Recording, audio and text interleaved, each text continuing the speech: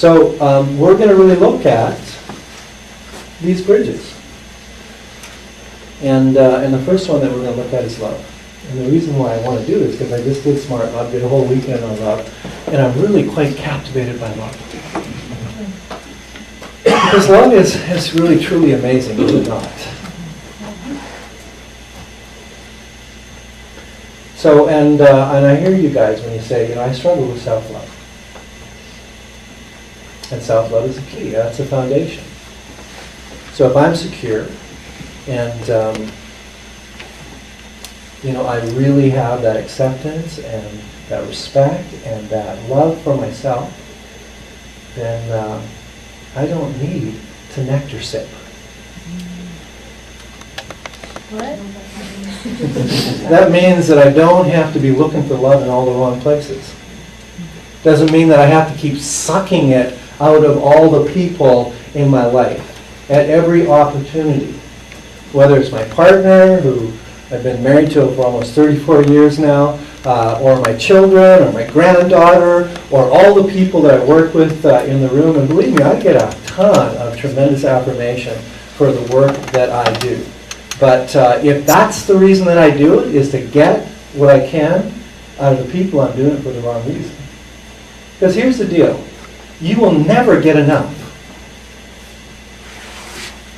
If you are dependent on getting your love bucket filled from other people, you will never get enough to satisfy you. Ever. So, it has to start from the foundation of, I'm okay with me. And as we talked about in Smart Love, this is also not attached to your doing.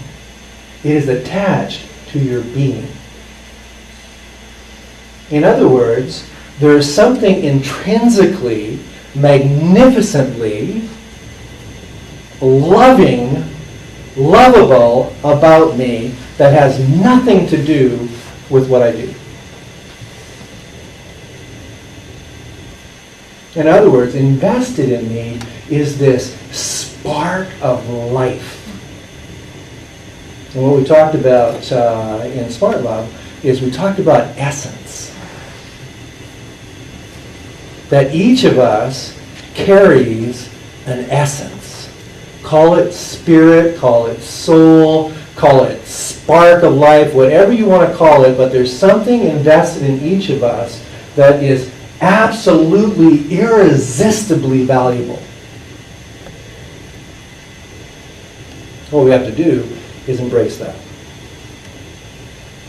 Again, if my love, the love that I experience in my life, if it is attached solely to my doing, again, what am I going to do but spend an entire lifetime proving that I'm valuable? And love is all about value. Our struggle with love is this issue we have of not believing that we have value. When I embrace that I have value, then I'm secure. I don't have to keep trying to pull it out here. I can just embrace that I have this incredible value. Okay, so that's a long discussion around essence, and I don't want to get too far into that.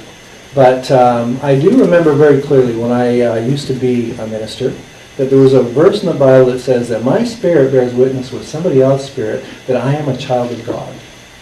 And that's really an easy way for me to describe that whole experience. There's spirit in us, and when we connect,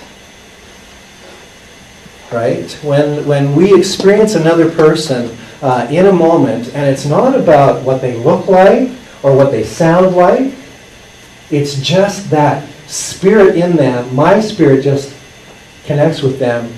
We call that a love encounter. And there doesn't have to be anything sexual about it.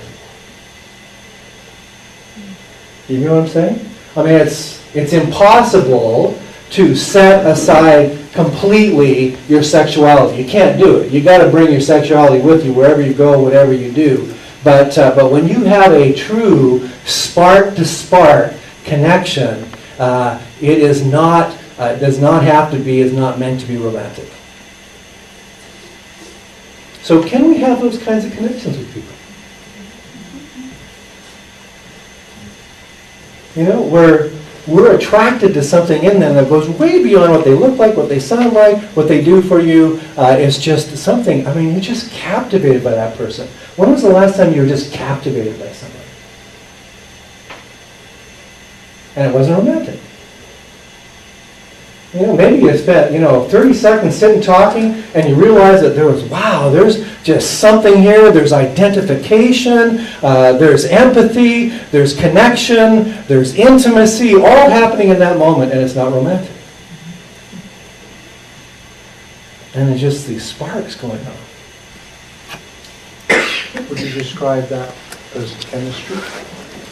Well, I think chemistry would fit in there. But again, chemistry can be about what's about that person, something about that person. I'm talking about that spirit thing. I'm sure there's, well, for myself anyway, I have met some fabulous people over the past couple of years. And I love them. I'm not in love with them. I don't have that chemical sex drive towards them, but I have that love towards these people. Okay, so we've got two different types of love going on here. Well, there's a bunch of different kinds of love. Well, yes. So when you talk of the love here, but you leave the sexuality out of it, or I'm a little bit confused where this chemistry bit comes in when you say, wow, you're totally captivated by this person within 30 seconds or 2 minutes. Well, I think it can be chemistry, but chemistry, again, makes me think that there's something about that person, like even their physical makeup or, the way that they talk or something like that. I'm talking about something that's even beyond that. That you don't really even know why you're captivated by that person. But you just are. There's just some kind of connection that takes place in that moment. Okay, well then, speaking for myself, it's taken me time to get to know people, to develop that, not 2 minute, 3 minute, 5 minute thing. Well, and the thing is, Phil, I think that first of all, you have to be in touch with you. Well, this is what it's about. Right? Yeah. So, again, you've got to be pretty secure and comfortable with who you are, and you really have to embrace your own sense of value to really, I think, be okay with that kind of connection.